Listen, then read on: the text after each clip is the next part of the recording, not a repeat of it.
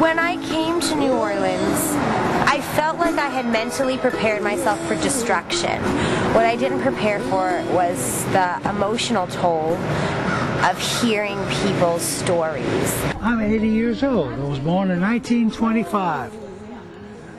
My biggest regret is that I have to practically start all over. I've lost everything: furniture, clothing, bedding.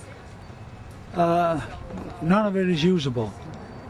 I couldn't even use the furniture for kindling wood to start a campfire. The homeowners were really everyone from a fairly young adult couple with a new baby who've really lost their whole home, through seniors, members of the Jewish community, members of the non-Jewish community, various neighborhoods, from neighborhoods that took maybe 6 or 8 inches of water to homes that were under 9 feet of water. We did everything from like yard work to, just completely gutting homes, taking out carpet, removing furniture. Oh, this is my wedding announcement. No wonder I had that one stuck out. Been married for 45 years. Wow. And in this house for 43. Not only did they clean homes and help with community organizations like synagogues, but they came down and listened to people. They allowed people to grieve. And that's probably the most important thing that our volunteers did. Some of my Hadassah pins, girls. Finding a lot of Hadassah things in good shape. Yeah, life member pins.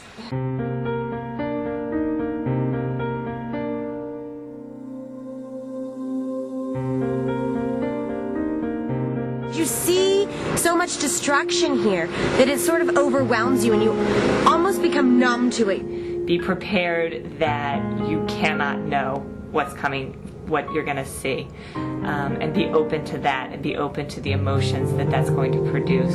In the midst of all this destruction, there was this pink headband, and it just struck me, because you know that it's sitting there because it belongs to someone, because it belongs to a little girl. And the first thing she said to me was, she said, "Oh, Mommy, look at that." She said, "That's some little girl's headband." And it makes you wonder, like, is that person okay? Are they going to be okay? So everything they had was just left the way that it was, and their belongings were strewn on the street.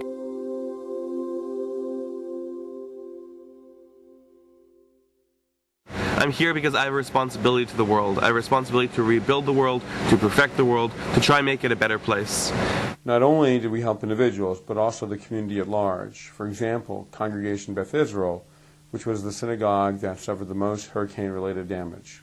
Beth Israel is New Orleans' only modern Orthodox synagogue. And they really had nothing left there. It was completely destroyed, and it was in just such disarray. It was under 9 feet of water for close to a month, so nearly every home in that neighborhood has been absolutely destroyed. We took down all the yurt site plaques, and some of them went back from like 1912.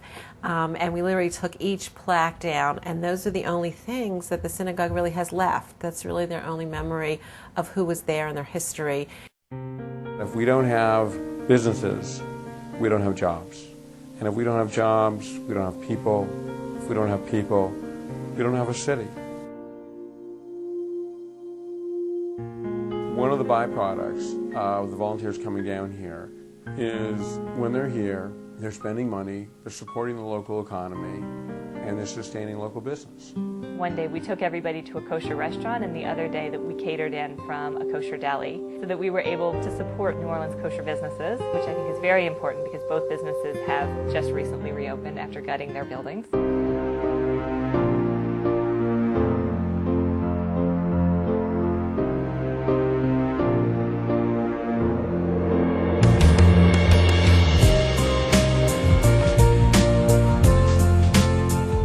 This This experience has been life-changing. I want people to realize that it's still going on, that these people still need help. They still need help rebuilding their lives. They still need help finding jobs.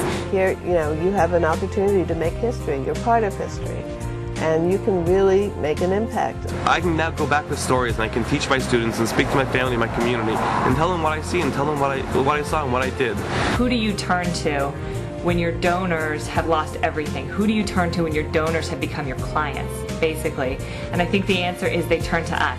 They turn to the American Jewish community, to the world Jewish community, because that's what the Jewish community is about. It's about Kol Yisrael Arivim Zel Hazeh. It's about all of Israel taking care, being responsible one for another. And we have to be there for them because they need us right now. How do you thank people for putting people's lives back together box by box? You can't. The fact that when I picked this book up, and it's all pretty molded and stuck together, but the only page that opened up was something that reads, "To see the world anew."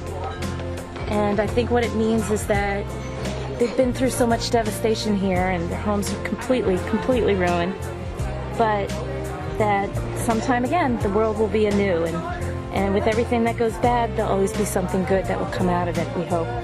And good things to look forward to. And that's what life's about.